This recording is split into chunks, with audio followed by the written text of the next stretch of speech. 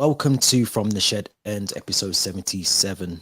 With myself, T.Dot and Theo. How you doing? Like I'm getting used to saying on this podcast, Chelsea aside, I'm doing good, thanks. How are you doing? Yeah, not bad, not bad. The usual. I mean, we're going to get on to Chelsea, but it's becoming the usual. It's becoming a common theme. Um, Chelsea ruining the weekends again. The World Cup is non-existent. We're back to familiar sort of territory in terms of that. But before we get into all the stuff that we usually get into on the episode, please go and subscribe to the YouTube channel. Also Spotify and Apple Podcasts as well for any podcasts that you want to go back and listen to. Maybe some of the happier times as a Chelsea fan, the night in Porto, they're all on there. So make sure you go and check those out as well. And also, if you hit the Linktree link in the description, it will take you straight to the social accounts as well. So let's get straight into it, Theo. Let's get where do we start? Let's try and start on the game. I mean, I did, as I said, I've done a video earlier on this morning. I didn't really talk about the game. Just had a real mad rant about just everything that seems to be going wrong at Chelsea. But I don't know if you want to summarize or just give your views on the game and how it went. And yeah, what were your thoughts? I'll start off with what I thought was positive, not just the game, but just the kind of the Man City versus Chelsea fixture as a whole. But I thought the away fans were brilliant. They were really vocal, really classy, and they played their part supporting the team, and they really were the 12th man there, despite the result and the performance of the players. I thought the second positive was the tribute to Gianluca Vialli. I think that was brilliant. The 9th minute, singing his name, and also the number 9 on the back of the players' warm-up shirts. That was a really nice gesture and a really classy tribute as well. Maybe a third positive I can think of is Lewis Hall and Bashir Humphreys. I thought they looked good, particularly throwing in Bashir Humphreys into his Chelsea debut, his senior debut in a fixture against Man City is never going to be easy. And he didn't look too out of place, I want to say. It was a very tricky game for him, but he didn't look too out of place, and I thought there were a lot of positives from his performance. Now let's talk about the actual game in itself, because I thought it was probably one of the most embarrassing fixtures of the season. I think it really was. I think like you said on WhatsApp, you go 1-0 down in what was an avoidable tackle. But as soon as Mahrez is in that angle from the free kick, he's going to put it on target. And I don't think there's much Kepa could do.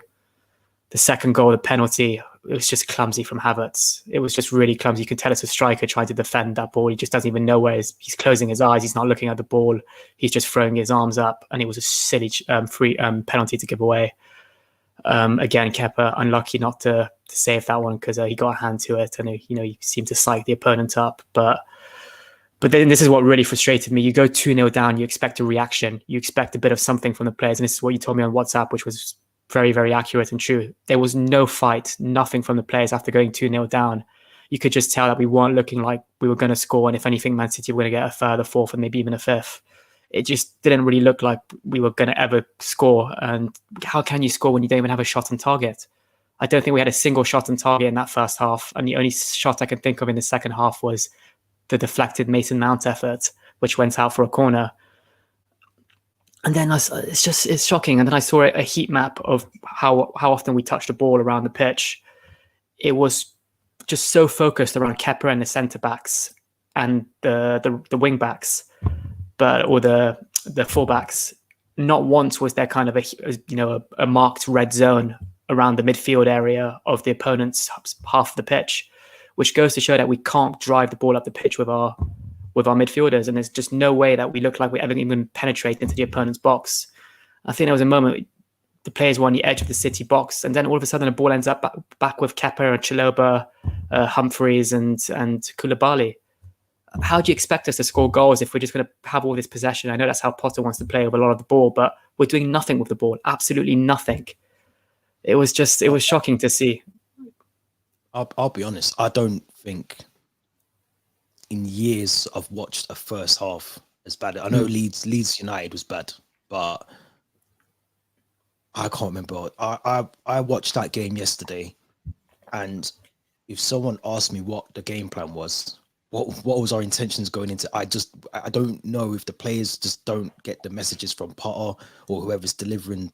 I've heard that Potter's not really involved in training, and he's there, but he's not. It's the coaches around him that are doing and taking the day-to-day training. If that's true, then it kind of shows, because if he's there and he's not there on the day to day, that will resonate with the players when he gets into that dressing room and he's trying to give a team talk.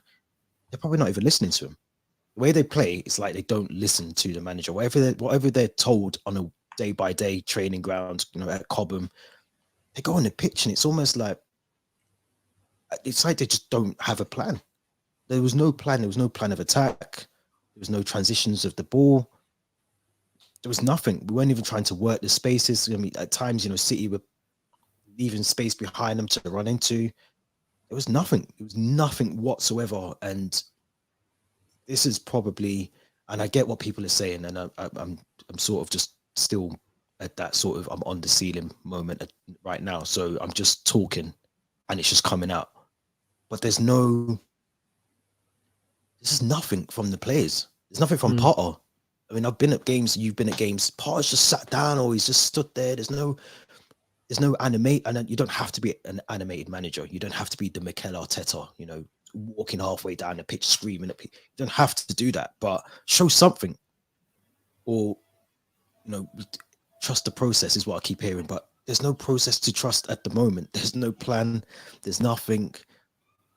I don't see how this team, and yes, there's injuries. There's factor in that as well. But are we really saying, just all those? I mean, some of the players that have been spoken about are the players that people are telling me need to leave the club that are injured. So I just don't see where we can go from here. In my opinion, I thought the game.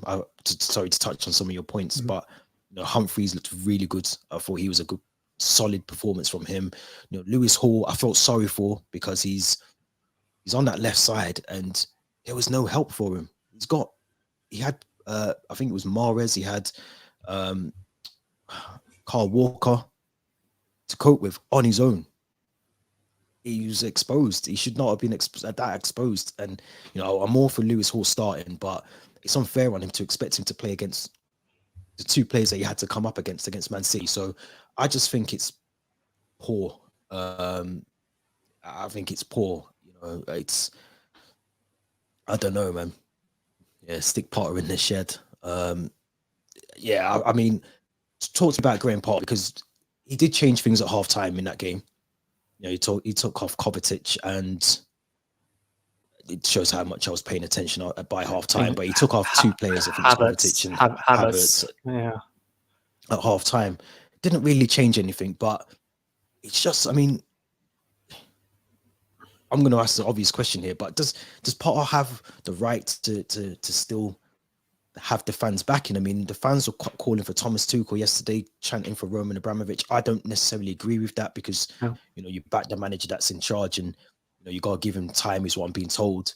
But what has Graham Potter? I mean, this is the team that Graham Potter should be able to at least get. The team can't string two passes together. We should be doing that at least, bare minimum. We should be getting shots on target. Is this Graham Potter? Is it the players that have sort of down tools already, mentally checked out? What do you think's happened with the way that Graham Potter started, as opposed to what's happened now? I mean, was it 1 win in 8 now? 7? I think it's 1 win in 10 domestic fixtures. The win against Bournemouth, and then you have to go back to, I think, Aston Villa mid-October time for our last domestic victory. Listen, first thing I want to say is I'm fed up of seeing Chelsea fans post about Tuchel on Twitter, on Instagram, on chanting his name, because that's the past, and we need to forget about the past and focus on the present. Like, chanting Tuchel's name and posting a picture of him holding the Champions League trophy is not going to, make performances any better.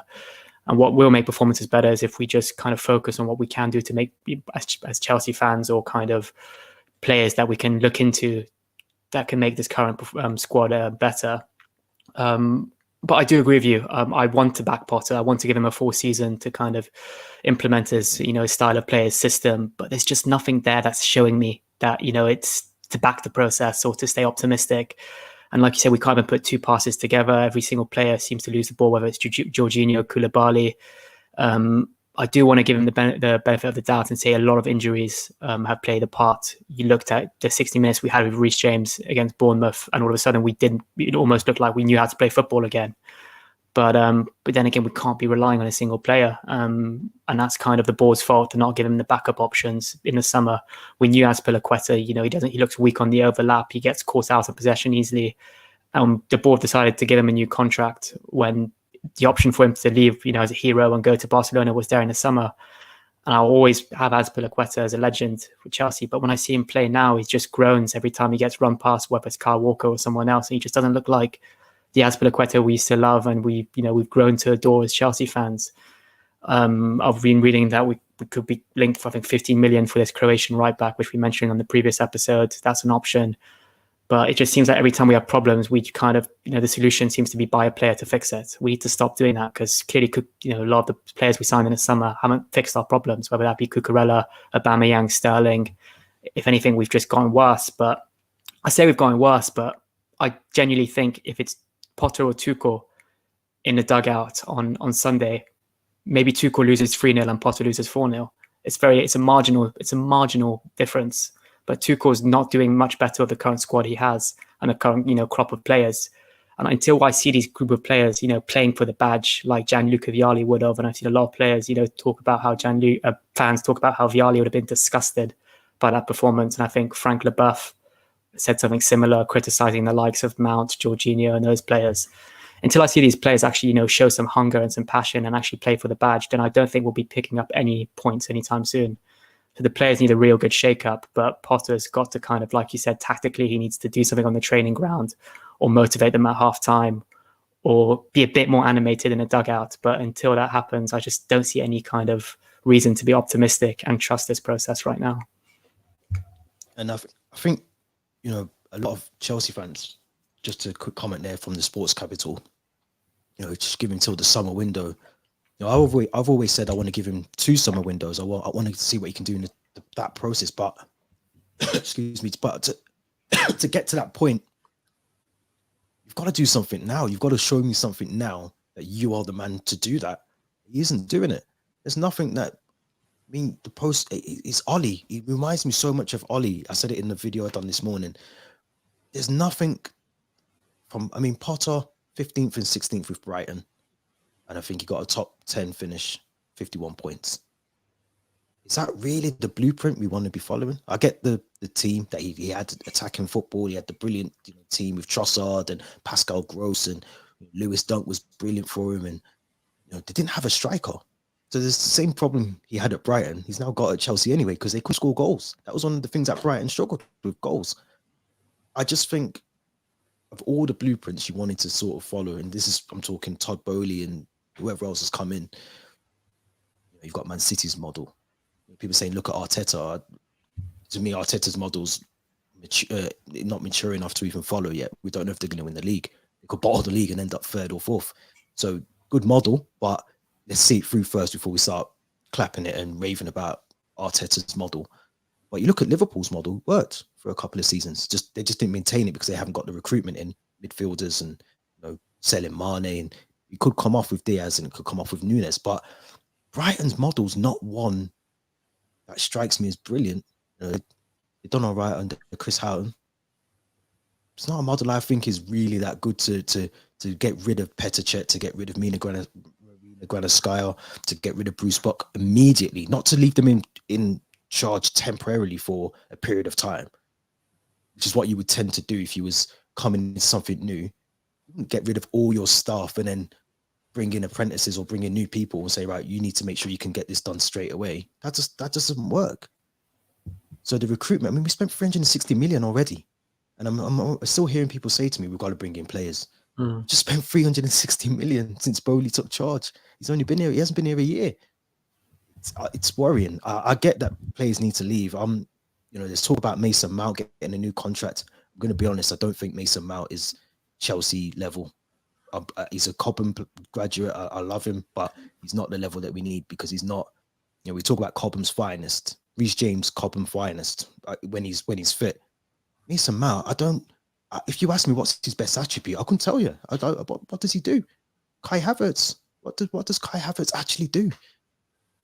Jorginho. I mean, how is he still getting games?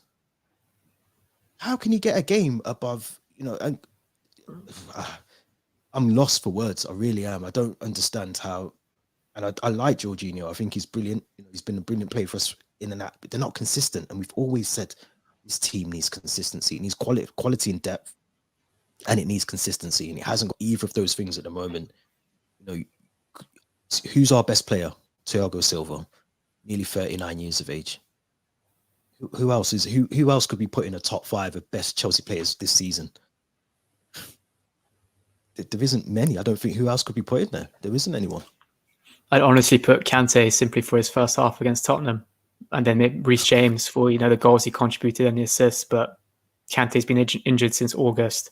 Reece James has probably only played about 8 or 9 games, and they're considered in our top 3 players, which goes to show how poor the rest of the squad and how inconsistent the rest of the squad is. I think the big word is inconsistency. I do think Mason Mount's good, but he's inconsistent. He has a good game against Bournemouth, then disappears for the next 5 or 6, then scores again once in a blue moon, and then. But like you said, I don't know what his best attribute is because he's not a goal scorer. He doesn't particularly provide us with goals. I think he's only got 3 goals this season. He doesn't create goals either. I just don't think we've. What does he do? We don't have that goal scoring and creative midfielder that we've had. We had Fabregas, and before Fabregas we had Juan Mata. Before Juan Mata we had Frank Lampard. We don't have that anymore. We genuinely don't have that anymore. We just have these midfielders that just seem content passing the ball amongst themselves in midfield, sideways, backwards, and setting the tempo, which is good. That's fine. But until you get us that midfielder that's actually going to provide us with goals, and that's not Mount, that's not Gallagher. They've got 3 goals and 1 goal each this season. It's just not good enough. It's not good enough. We need that consistency. We need that. Our recruitment policy has been poor. We haven't replaced Diego Costa. We haven't replaced Diego Costa since 2017. We haven't replaced Fabregas since 2019. I don't know exactly what you said. What's the blueprint with this kind of new Bowley takeover? What is the blueprint? Is it just this player's good, let's buy him? But will he fit in? Has he spoken to Potter? Does Potter actually want that player? Has Potter even given his feedback to Bowley about this player? I don't know. And even if Potter does give his feedback, you look at Cucurella. Oh God! And this is I was just about to get onto Cucurella because he didn't even play. He didn't even play yesterday. But we could talk about him. I know. It's just. But this is my problem, and I think I'm hearing, and I agree with what everyone's saying. We need to bring players in, but this isn't FIFA. This is not Football Manager. You can't just spend 360 million and then expect the owner to spend another 360 million. So you have to use the money wisely. And we're looking at this team. Clearly, it needs fresh blood. It needs new players. We've brought some of those in. I like Carney Chukwuemeka, who I thought potentially should have started yesterday's game, but another day, another story. Amari Hutchinson, we got, I think, on a free or for some sort of low, cost to Arsenal. But there's players that we can bring into the team. But if we're talking about trying to sustain top 4 and sustain being in, the first time in 34 years, we're out of both domestic cups in 34 years. Some of this has to go on Potter. I'm sorry. Some people will say that it's hush because he's only been in the job short term. He's inherited a squad. He's not inherited Wigan. He's inherited Chelsea. It's a club that is still got some good players in it. Let's have it right. Koulibaly's he's not Titus Bramble. There are some good players in that team, and I'm hearing it. I do feel sorry for Potter, but he's under pressure. He's in a big job. This isn't Brighton. You're in a top club now, so the magnifying is on you every single day. Not like you can't lose to Man City 4-0 and just hide your hands behind your back and go, well, we tried. It doesn't work because it's the manner in which we're losing. We're not just losing games 4-0 because we tried it, we gave it an effort. Well done, lads. City took pity on us in the second half because they could have gone 6 or 7 up. And that's the worry. It's not how we lose the games. So it's not that we're losing games, it's how we lose the games. That's the worry. And Potter's a 5-year deal. So my other question to you is he going anywhere? How long does everyone tell me we've got to trust him and he's the man for the job? If we're talking 2 summers, that's 2 years into a contract. Some of these players are getting 7-year deals. If they sack him and bring in a new manager, the new manager looks at Fofana, or he looks at if we sign Dennis Zakaria, we sign Carney Chukwuemeka. He's not keen on them. They're on 7-year deals, so we're back at square one. Baba Rahman, Bakayoko.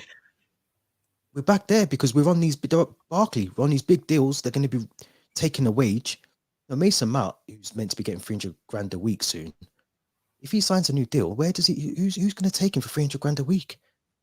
He's on a new deal, so he's here for another 6-7 years. It just doesn't work in FIFA world. This is not FIFA or Football Manager where you can just say, right, I need to get rid of Mason Mount. He goes, all right, I need to get rid of. Clubs have got to want him. Who's taking Mason Mount when he's on 300 grand a week? No one. So he's staying at the club. So I think we need a manager that's able to manage this squad. Yes, we need new players, but we need to manage the squad we've got now.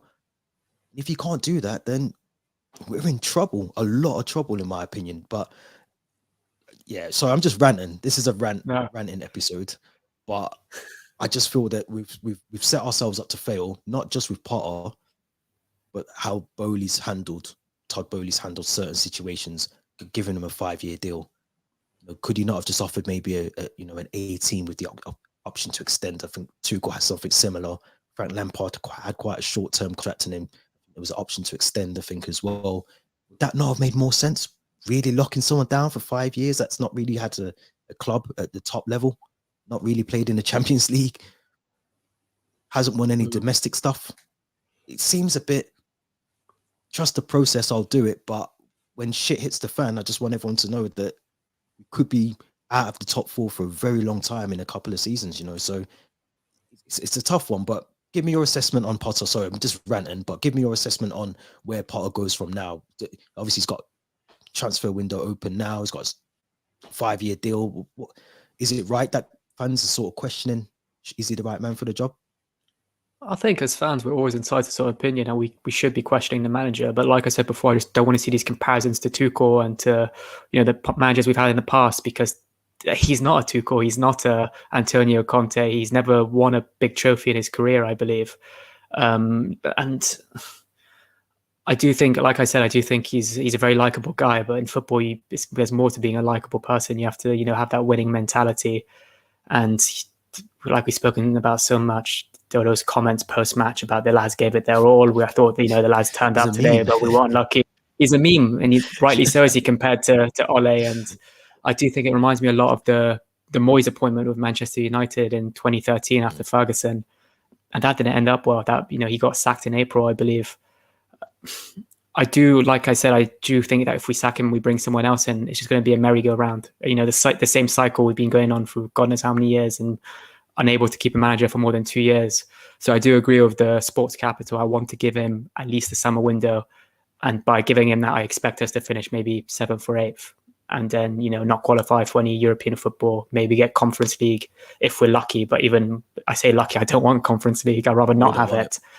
Yeah. No, and give him until the summer. But by saying that, I also want to see just us play more attractive football. Something to give me a bit of optimism, a bit of hope that we're heading in the right direction.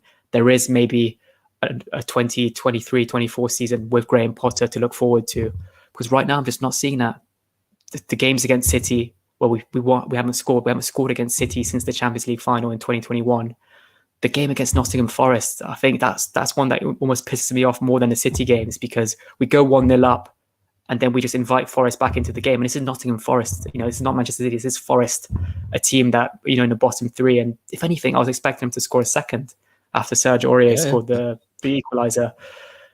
So it's just, I want to say, let's trust the process, back Potter. But by saying that, I want to see something that can keep us Chelsea fans hopeful and optimistic that it is the right thing to say. And right now I'm not seeing it. So come maybe March, April, I'd like you to re-ask me that question and I'll give you my opinion then. I mean, I think one thing that's definitely certain is we need an Enzo Fernandez type of player, in my opinion, in this team. I mean, Kai Havertz, with all the will in the world, is just not a number 9. He hasn't got the strength to play number 9. He hasn't got the quality. He makes really good runs.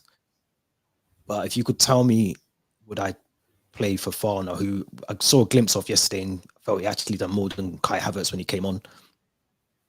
Kai Havertz, for me, again, tell me his best attributes. Tell me what he does really well. The ones I've just, apart from the ones I've named, he doesn't really have any. When was his last game that he played well? Probably Champions League final, Porto. Yeah, It's I just, think it's not. I just he's still living it's off the that media. goal in the final. Yeah, He really is. And it gives you a 3 out of 5, or it give you, a 1 out of 5. It's very rare it gives you a 4 or a 5 out of 5. You never get a really good Kai Havertz, but you don't think back to when Kai Havertz played back-to-back games and you thought, yeah, we've got a player on our hands there. Or Mason Mount, the same with Mason Mount. Even Kovacic, I credit him all the time on this channel. I always say Kovacic is one of my favorite midfielders. I think he's got that energy. He can pick out a pass. But even recently, since the World Cup, Mateo Kovacic has just been coasting. Hakim Ziyech doesn't want to be here. These players are on big money, big wages, big contracts. What club's picking them up? Not many. So I agree with everyone that we need to have an overhaul of the squad and we need to change things and adapt the squad. And I get all of that, but we have to be realistic as well and say that Todd Bowley signed in certain players for 6 years. That's a long time to and Potter's on a 5-year deal. He's a couple of months into his first year. So I'm just wanting to put it out there and have a balanced sort of viewpoint that yes, I'm all for the process, but we need to see some sort of change from what Tuchel got sacked for, which we haven't. Yes, same squad, injuries, I get it. But at least the football has to be worthwhile sacking the previous manager. And that at the moment is where I'm trying to get across to certain Chelsea fans that we're not even seeing anything where you can go, right, yeah, Tuchel was probably part of the problem. Yes, the players are the problem, but you still have to get a tune out of them. And that's the thing that's worrying me, that he's not even getting the team to get the ball at the right end of the pitch. And kids, 4 or 5-year-olds are being taught that on Sunday league pitches across England. And that worries me. So yes, it was Man City, but this is a problem that's beyond Man City, beyond the FA Cup. I'm with you. I want to give him time. I want to give him the 2 windows, but I just, at the moment, I can't see it. And until I see something change, he's not the man for me. He's not that nice guy. The boys played well. Thank you very much for your time, Mr. Potter, but not for me. Not until I see any change. I can't back it. I can't. I've tried to, in WhatsApps, and I've spoken to you as well. I just can't back it. I can't. I watch Chelsea. I support my club, and that's it. I don't support managers. I don't support players. I support the club. So thick and thin. So I'll watch the games. I'll try and get to them if I can. But managers come and go. Players come and go. I just can't back him. I've stunned Theo into silence. No, I do. I completely agree with everything you said. I completely agree. I just never thought we'd be kind of talking about wanting a manager out in a way, or not backing a manager. What is it? Yeah. 3 or 4 months after appointing him. It's scary, but it just goes to show how shocking the football's been. Even in 2015, 2016, that abysmal season we had, I think I don't know, there was some kind of glimmer. I think we made it, in the round of 16 of the Champions League, and there was something about it. I think we made it quite far in the FA Cup, but this year there's nothing to look forward to. Like you said, first time out of both first rounds of the domestic cups in 35 years or so. Dortmund are probably licking their lips watching Chelsea right now, exploiting all our problems, writing it down. And it's I'm going to stand with what I said. I want to kind of revisit this question in maybe March, April. But if I don't see any improvement, like you said, managers come and go, and there's a few suitable candidates waiting out there, the likes of Poch, Zidane, Luis Enrique, who I think maybe have that bit more experience than Graham Potter. But 5 years, we're only a couple months into his first year. I want to stay optimistic, but we've got to see something to give us that hope. I know, I don't like saying it. It's a ludicrous contract to give to a manager, especially when you see the problems we've had at Chelsea. But I think Bowley's got that track record of backing managers in his in the American franchises he owns. So I think that's maybe why he did it, and maybe he even accepted that the first season was going to be a bit dire like this. But it's just crazy to think, let's accept that we're playing poorly after you've just spent 350 million or so. That's what I just find crazy. Hit the money, hit the nail on the head right there. That is what I'm trying to get across to people. We spent money and we still look worse than we did when Potter wasn't in charge. And that's the worry, that we're not even playing. And people say some of them are youth players, but Sterling's not, Kukureya's not, Koulibaly's not. They're not youth players. They're not the Chukwuemekas of the new signings. They're the players that should fit into a team and be able to do well. And Koulibaly, it's worse than Andreas Christensen. I mean, he may as well be Titus Brumble. He may as well get Titus Brumble in the squad now and bring him in, because Koulibaly just doesn't look. Gallagher, another one. He just doesn't. They just don't fill me with joy when I see him on the pitch. And Gallagher's always one tackle away from a yellow card, and he's got all the intentions of playing well and impressing the manager. But there's ways of doing it. Don't just run around and just do something. I don't know. Let's try and let's be positive. We've got a game on Thursday, big game as well, massive game. I always say this, must win. It is a must-win game, but we've got Fulham. Give me your thoughts on that game, and also as well. I mean, obviously the new players have now got squad numbers.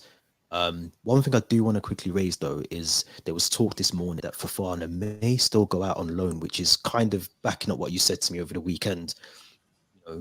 Why play him if his intentions is to get on loan? Apparently, reports are this morning that Graham Potter and Todd Bowley will have the final discussions and decisions around Fofana, whether he goes out on loan. So if we are stuck with Patrick Aubameyang and Kai Havertz going up front, give me your thoughts about Fulham, and who is sitting above us in the league at the moment. Mitrovic seems on fire. Going into that game, it's a must-win. Mitrovic is on fire, but I think he's suspended for the game, which is great for us. But in fact, it doesn't matter. It doesn't even matter. It probably means that Decladova, Reed, Willian, Dan James will find their goal against us instead. Yeah, I'm a bit confused about the Fofana one. I don't really know if he's got a part to play for the next 6 months, or if he'll be sent out on loan. I remember when we signed him, I think it was reported that PSV Eindhoven were interested in taking him on loan. But can he be much worse than Havertz and Aubameyang? I don't think so. So I think we know we need our options, especially with Broja out for the foreseeable future. I think we do need that third striker. But I don't think we can rely on a 20-year-old who's only played in the Norwegian league to, get us into the top four, push us or mount a bit of a second part of the season kind of bounce. But I don't think that's the right thing. Going to the Fulham game, like you said, it's a must-win game. It's a West London derby. They're above us. They've got momentum. They've got a brilliant manager. I remember watching them, I went to Craven Cottage for one of their pre-season games in the summer against Villarreal.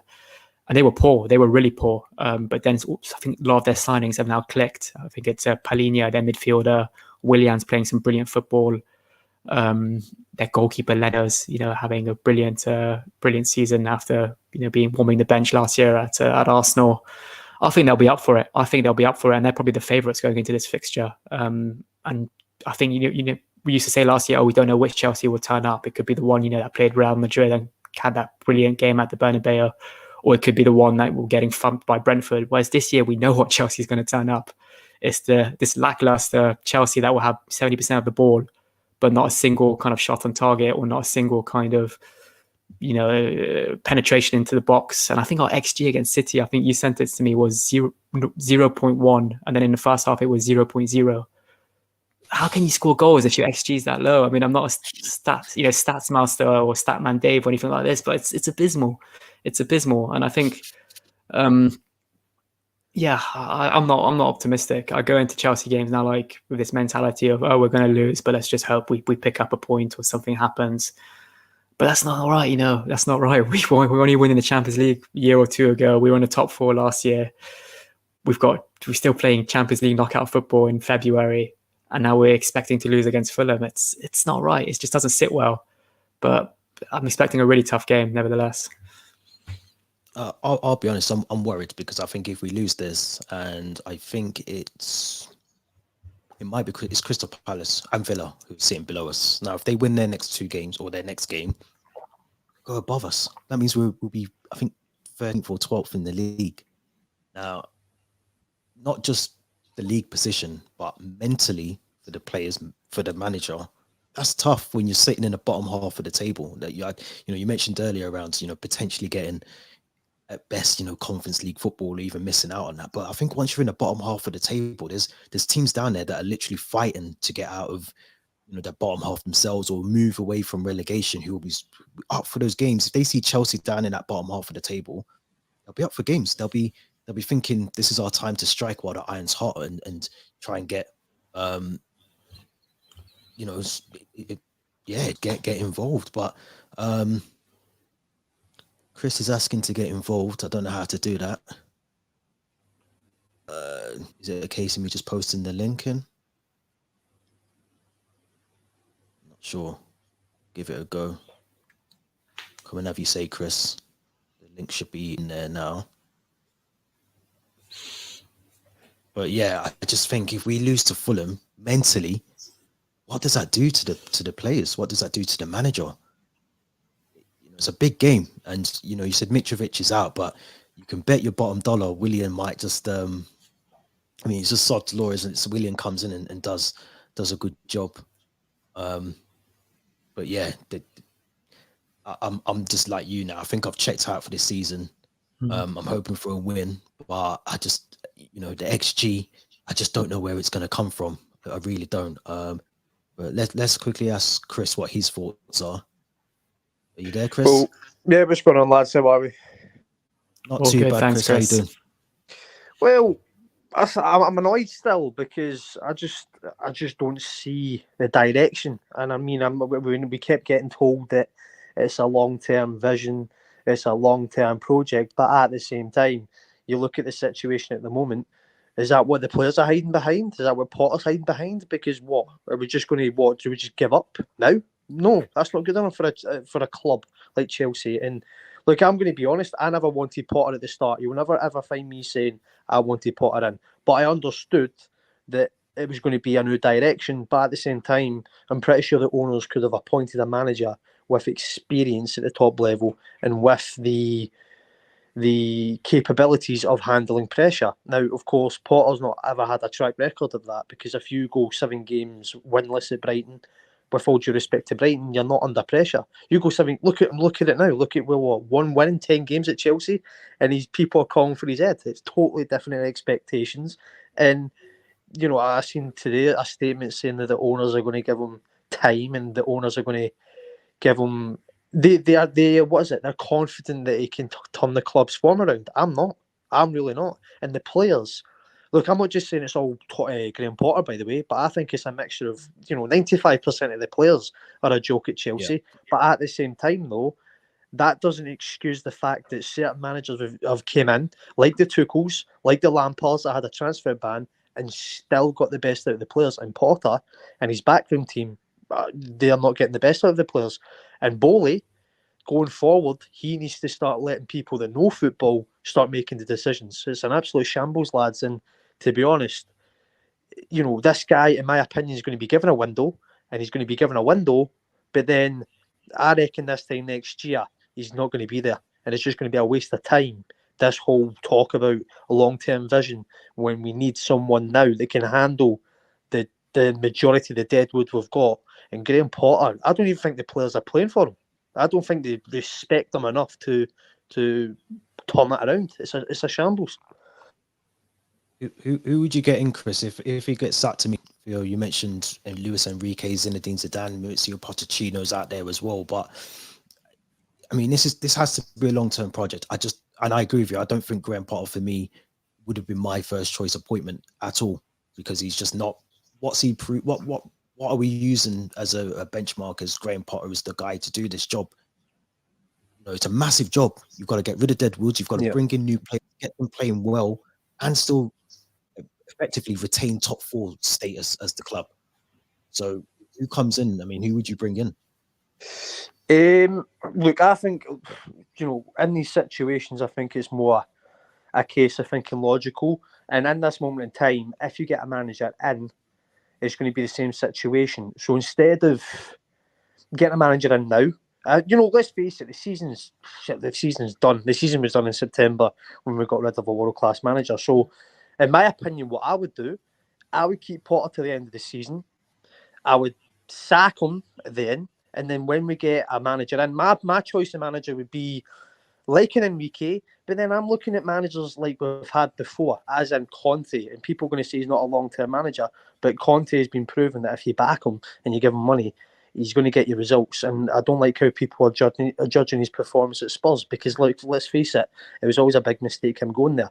I'm thinking along the terms of that, because, look, I'm all for the long-term vision, and I'm all for that, but at the same time, people are saying this, the hiring and firing was a mistake, but it still got us a lot of success. But we had a manager there that was for the long term, and that was Tuchel. That's not going to happen. They're not going to, put their egos to the side and get Tuchel back in. So, my opinion, I would get the likes of an Enrique, a Conte, someone along that class who's been at the top, has the experience of handling the egos, and get that done. But I want Potter out now, but it's not going to happen. It's just not going to happen. He's going to be there to the end of the season, and for me, it's just not good. It's just not good. No, it's not. It's not at all. And I think I echo a lot of what you said there. So appreciate you jumping on and giving your views as well. And obviously love the display picture there, Viali. Even that as well, lads. As well, I just want to say that, I know we're in a bad run of form as well now, and that should give the players motivation to get it. Potter to get it right tactically, etc. But even yesterday was the first game since Viali passed, and we couldn't even put in a performance just for that reason. It's a shambles, mate. Exactly. Everything's a shambles. Yeah. But mate, thanks for having me on.